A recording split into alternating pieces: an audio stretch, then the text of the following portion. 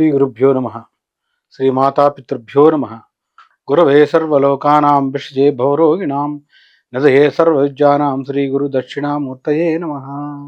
మార్చి నెలలో ఈ మొదటి పక్షం అంటే మార్చి 1వ తారీఖు నుంచి 15వ తారీఖు వరకు మొదటి పక్షం రోజుల పాటు 15 రోజుల పాటు మేషరాశి నుంచి మీనరాశి వరకు ద్వాదశ రాశుల వారికి పక్ష ఫలితాలు ఏ రకంగా ఉంటాయో తెలుసుకుందాం. ముందుగా ఇక్కడ గ్రహస్థితులు ఒకసారి మనం గమనిస్తే గనక ప్రధాన గ్రహాల్లో రవి శనులు ఇద్దరూ కూడా కుంభరాశిలో సంచారం చూస్తున్నాం. బుధ శుక్రులతో పాటు రాహు కూడా కలిపి మీనరాశిలో సంచారం చూస్తున్నాం. అదే సందర్భంలో ఇక్కడ మనం పరిశీలించుకుంటే గనక ఈ యొక్క దేవగురువు యొక్క సంచారం వృషభంలోను, అంగారకుని యొక్క సంచారం మిథునంలోను, మరి కేతువు యొక్క సంచారం కన్యలోను చూస్తున్నాం.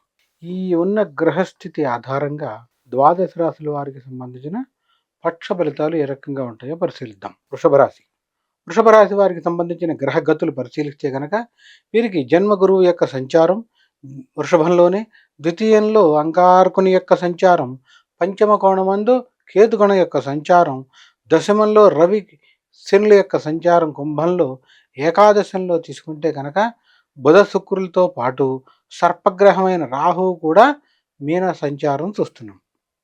ఈ యొక్క గ్రహస్థితి ఆధారంగా వృషభ రాశి వారికి సంబంధించి గ్రహస్థితి ఎలా ఉంది, ఎంత అనుకూలంగా ఉంది అని పరిశీలిద్దాం. ఇక్కడ ముందుగా చెప్పాలి అంటే విద్యార్థుల గురించి, విద్యార్థులకు వృషభ రాశిలో ఉన్నటువంటి విద్యార్థులందరికీ కూడా ప్రస్తుత గ్రహస్థితి చాలా అనుకూలంగా ఉంది. విదేశ విద్య అవ్వచ్చు, లేదా పై చదువు అవ్వచ్చు, లేదా చదువు పూర్తయి ఉద్యోగ ప్రయత్నంలో ఉండేటువంటి వృషభ రాశి వారు అవ్వచ్చు.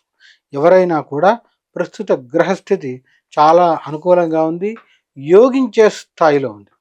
అందుకు మూలంగా విద్యార్థులైనా, ఉద్యోగస్తులైనా, వ్యాపారస్తులైనా, నిర్మాణ రంగంలో ఉన్నవారైనా, కళారంగంలో ఉండేటువంటి వారైనా, ఏ రంగంలో ఉన్నవారైనా కూడా ఆ రంగంలో మరింత పేరును సంపాదిస్తారు, డబ్బును సంపాదిస్తారు. ఇదే సందర్భంలో మీ ఇంట శుభ కార్యక్రమాలు కూడా జరుగుతాయి. ఇక్కడ ప్రధాన గ్రహాలైన రవి బుధులిద్దరూ దశమ కేంద్రంలో ఉండటం వృత్తిపరంగా ఒత్తిడి ఉన్న స్వార్జితంతోనే ముందుకెళ్ళగలుగుతారు. అదే సందర్భంలో మరింత పెద్ద మనుషుల పరిచయం ద్వారా మీకు మరిన్ని అవకాశాలు పెరుగుతాయి.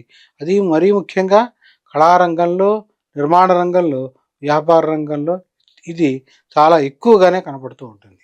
ఈ దశమ స్థానం ముందు ఉన్న గ్రహస్థితి ద్వారా మీకు పలుకుబడి పెరగటమే కాకుండా ఆదాయం కూడా పెరుగుతుంది. ఇక ఏకాదశంలో ఉండేటువంటి ఈ రవి బుధ శుక్రుల యొక్క స్థితి, ఇక్కడ ఏకాదశంలో ఉండేటువంటి రవి కాదు, బుధ శుక్ర రాహువుల యొక్క స్థితి, దీని ఆధారంగా పరిశీలిస్తే కనుక బుధ శుక్రుల యొక్క ఏకాదశి స్థితి వృషభ రాశి వారికి సంబంధించి చాలా బాగుంది. ఆకస్మిక ధనలాభాన్ని కూడా ఇస్తుంది. అదే సందర్భంలో రాహు ఏకాదశ స్థితి అంత మంచిది కాదు.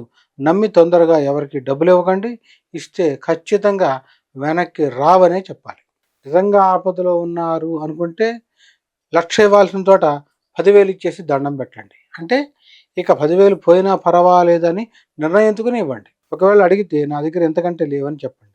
అంతేగాని మొహమాటానికి వెళ్ళి 1,00,000కి 1,00,000 ఇచ్చారంటే ఆ 1,00,000 వాళ్ళు తీర్చలేరు. ఎందుకంటే మీకున్న గ్రహస్థితి అనుకూలంగా లేదు కాబట్టి రెండోసారి అడగంగానే ఆ మిత్రులే మీకు శత్రువులు అయ్యే అవకాశాలు పుష్కలంగా కనిపిస్తున్నాయి. ఇక ప్రధానంగా ఇక్కడ మనం పరిశీలించుకుంటే కనుక జన్మగురువు యొక్క స్థితి పరిశీలిస్తే దేవగురువు యొక్క స్థితి జన్మరాశిలోనే ఉండటం కారణంగా మరి ఈ యొక్క వృషభ రాశిలో ఉండేటువంటి వారి స్థితి చూస్తే కనుక మానసికంగా ప్రశాంతంగా ఉంటారు, దైవభక్తి దైవ ప్రీతితో ఉండి ఉంటారు.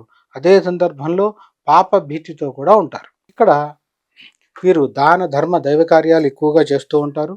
ఇక ఈ యొక్క కుజుని యొక్క స్థితి మనం పరిశీలిస్తే కనుక రియల్ ఎస్టేట్ రంగంలో ఉండేటువంటి వారికి కొంత అనుకూలంగానే ఉంది, సానుకూలమైన వాతావరణం కనబడుతుంది. మరి డబ్బు పరంగా కూడా వీరికి రావాల్సినటువంటి డబ్బు వీరి చేతికి అందుతుంది. మొత్తం మీద పరిశీలించుకుంటే వృషభ రాశి వారికి అది ఏ రంగంలో ఉండేవారికైనా కూడా అన్ని రకాల బాగుందనే చెప్పాలి.